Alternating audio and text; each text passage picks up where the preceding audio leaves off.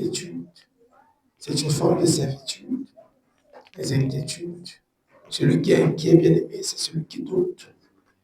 Celui qui est inquiet, bien aimé, c'est celui qui est dans la crainte. Celui qui est inquiet, c'est celui qui a peur. Celui qui est inquiet, c'est celui qui est angoissé. Celui qui est inquiet, c'est celui qui est rempli de soucis. Celui qui est inquiet, c'est aussi cette personne qui est stressée. Bien aimé, celui qui est inquiet, c'est aussi cette personne qui panique devant une situation, devant un problème. Il y a la panique. Il y a de la panique. Quand tu paniques, déjà, c'est l'inquiétude. Et c'est une forme de servitude que le diable a mis sur pied pour nous garder, bien aimés, loin du Seigneur. Parce qu'une fois que tu es inquiet, tu es éloigné de Dieu. Tu as arrêté totalement de faire confiance à Dieu. Ça, je peux te le dire. Et moi, je me réponds chaque fois. Je me réponds toujours pour cela. Et les inquiétudes ne sont pas de Dieu. Les inquiétudes ne sont pas de Dieu. La Bible nous donne une recommandation au sujet des inquiétudes.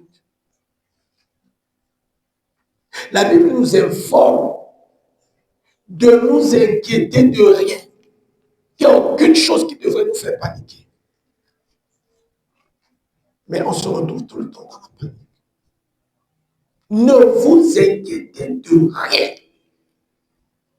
Ne vous inquiétez de rien. Celui qui est inquiet, bien aimé, c'est celui qui est rempli de terreur. Tellement la situation là, tout matin, c'est devenu une terreur. Dès que tu entends parler du frère ou de la sœur, allez, c'est comme si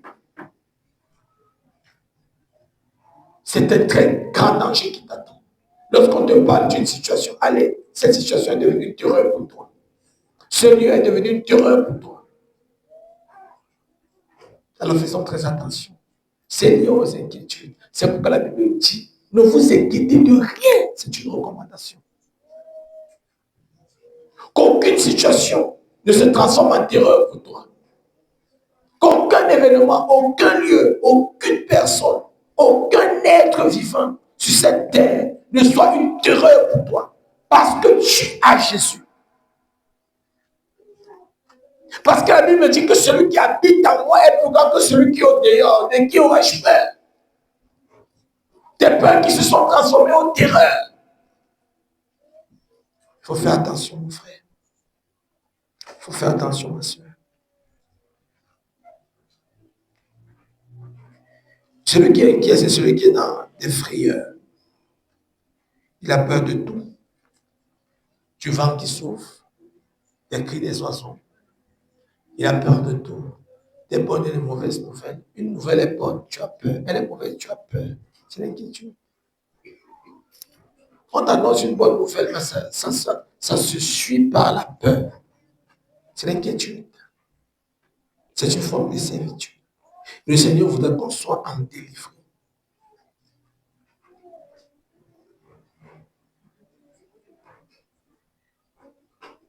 Nous avons parlé du stress. C'est une forme de servitude. C'est de l'inquiétude. Quand tu es stressé, c'est parce que tu es inquiet. Alors celui qui est inquiet se retrouve dans la crainte, dans la peur, dans l'angoisse, dans l'appréhension, dans les soucis, dans le stress, dans la panique, dans les terreurs, dans les frayeurs. Il se retrouve aussi même dans la détresse. Il se retrouve dans la détresse. Celui qui est inquiet, ça va encore un peu plus loin. Il se retrouve dans le tourment. Donc quand tu es tourmenté, c'est lié à tes inquiétudes. Tes inquiétudes peuvent se lever, au moment où ça te tourmente. Quand une chose devient une terreur pour toi, c'est que tu es tourmenté par la chose. Ce sont les inquiétudes qui font ça. Ne vous inquiétez de rien. Mais au contraire, faites connaître tous vos besoins à Dieu par des prières et des supplications. Tous vos besoins et des actions de grâce. Et la paix du Seigneur qui surpasse toute intelligence gardera vos pensées C'est ce que la Bible me dit. Donc il y a une chose qui devrait garder mes pensées.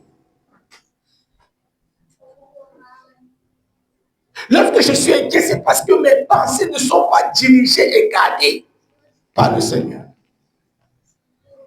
Donc je dois laisser mes pensées être dirigées et gardées. Par quoi? Par la paix, la paix, la paix. Tous ceux qui sont inquiets ont déjà perdu leur paix. C'est pourquoi Jésus a dit, je vous donne la paix, je vous laisse la paix. Je ne vous la donne pas comme le monde. Parce qu'il y a la paix qui vient du monde et la paix qui vient de Dieu. Tous ceux qui sont inquiets sont tourmentés. Et quand tu es tourmenté, tu es dans l'agitation. Donc tous ceux qui sont inquiets sont dans l'agitation. Quand tu vois quelqu'un s'agite beaucoup, c'est qu'il est inquiet. Quand tu vois quelqu'un commence à faire le surplace, tourner sur place, il est inquiet. Quand tu vois quelqu'un n'arrive pas à oser, n'arrive pas à s'investir, n'arrive pas à s'aventurer,